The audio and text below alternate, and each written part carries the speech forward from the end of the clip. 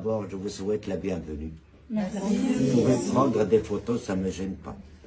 À condition que ça soit en couleur. Parce que toujours je travaille avec le blanc et noir, alors je veux que mon bonnet soit jaune un petit peu.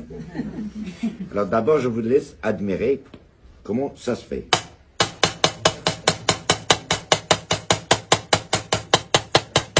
Parce que là, c'est une spécialité qui se fait seulement à Meknès, il n'y a pas ailleurs.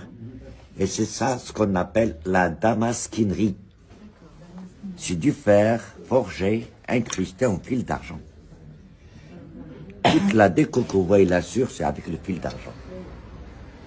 Mais comment on arrive à faire une pièce noire comme ça, toute lisse là? Pour y toucher, s'il vous plaît, c'est lisse. De loin, pour vous dire que c'est de la peinture. Mais en réalité, non.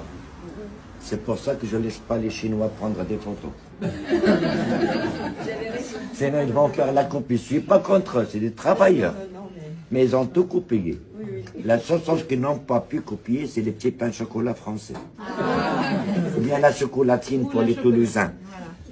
Alors, premièrement, on prend un morceau de fer et on fait la forme de l'objet qu'on veut obtenir. Après la forme, avec une lame comme celle-ci, on fait des rayures dans tous les sens pour rendre la matière en relief, suivant le millimétrage de pile, comme ça.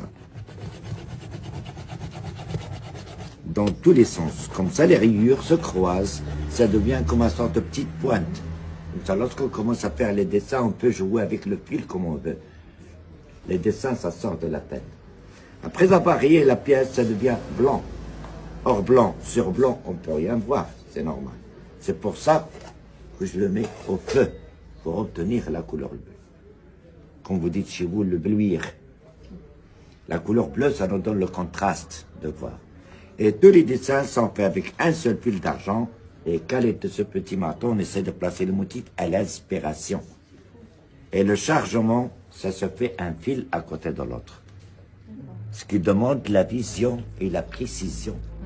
Heureusement que les carottes sont pas chères au Maroc. On y mange beaucoup. Et lorsque c'est fini chargé, ça passe une deuxième fois au feu. Comme ça, l'argent s'apprend, ça rentre de plus en plus à l'intérieur des rayures et on fait le polissage.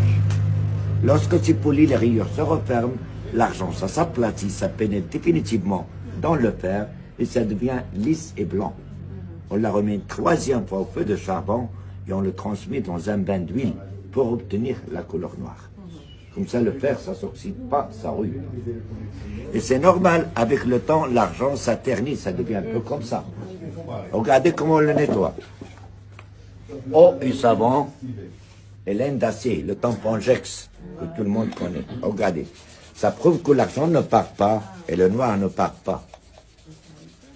Même si on le met à l'extérieur de la maison, dans un petit jardin, ça ne craint rien du tout. Regardez. 10 secondes, c'est pas fatigant pour les gazelles. On sait que les hommes aident un petit peu. Ça, c'est à propos de la première spécialité de Meknès. Comme vous connaissez qu'au Maroc, il y a 4 villes impériales. Chaque ville, il a une ou deux spécialités. Meknès, il est réputé par deux, la damasquinerie et la broderie. Mais excusez-moi, je vous donne des explications sur notre art. Il n'y a pas d'obligation d'acheter. Acheter ou pas acheter, soyez toujours les bienvenus. Merci. Mais c'est mieux acheter, hein.